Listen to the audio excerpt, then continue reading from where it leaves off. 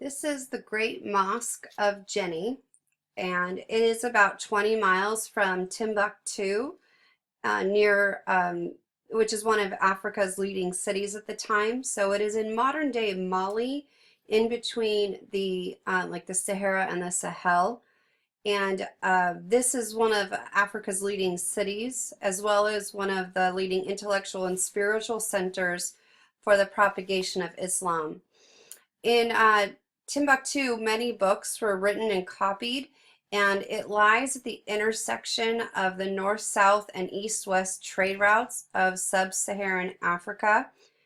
And Djenne is not part of the Mali Empire at the time, but it was an independent state. But it was still influenced by by the Islamic influences in the area. The mosques of Timbuktu use the same building style and materials of the Great Mosque at Djenne. So this was originally built in the 13th century. Had been rebuilt 3 times.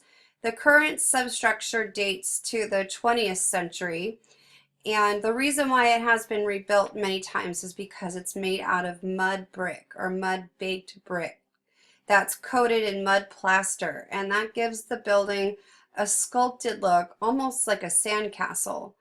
There's also huge wooden beams and pillars throughout the building to provide the structure with stability.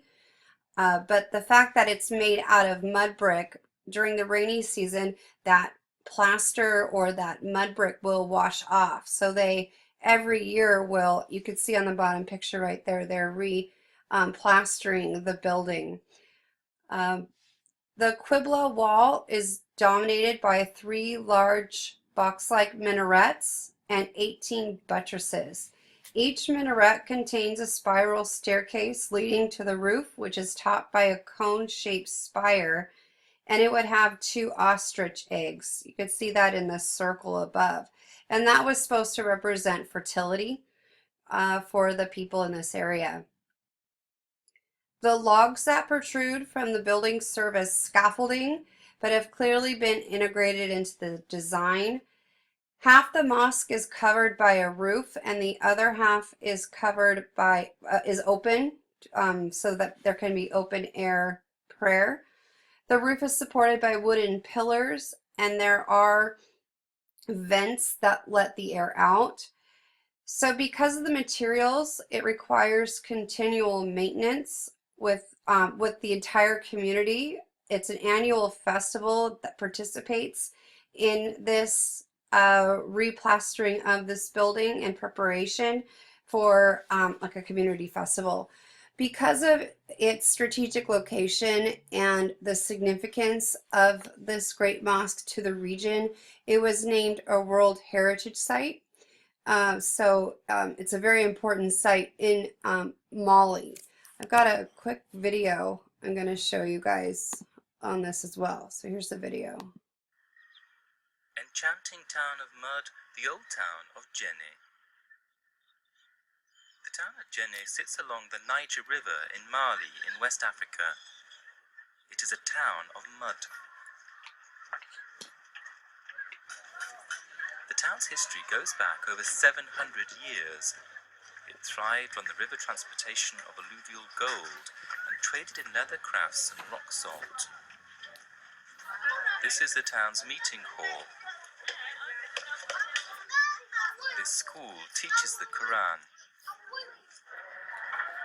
10,000 people live within a 1 square kilometer area. The highest building is the Great Mosque, which stands in the city centre. It was originally built around 1300 and then rebuilt in the early 20th century. People laid sun-dried mud bricks and plastered the walls with mud. The wood posts sticking out from the wall support the building. Being close to the Sahara Desert, the area lacked building materials such as wood and stone. People learnt to build houses with the mud from the Niger River.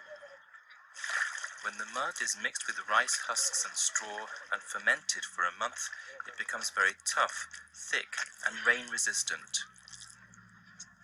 To build a house, local people first laid sun-dried mud bricks. The brick walls are covered in mud plaster. This protects the inside of the house from the heat. An old-style clay water pot keeps the water cold. Mud is also used for clothing.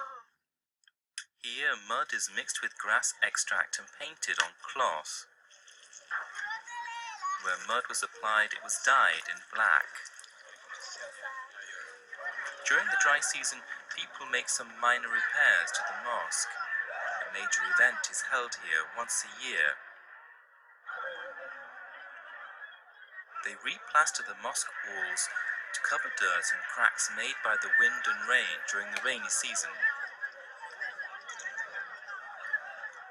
Wood posts sticking out from the wall make an ideal scaffold. This is a time when the Djenne people come together, making the most of what nature has to offer. A unique way of life still exists in Djenne today.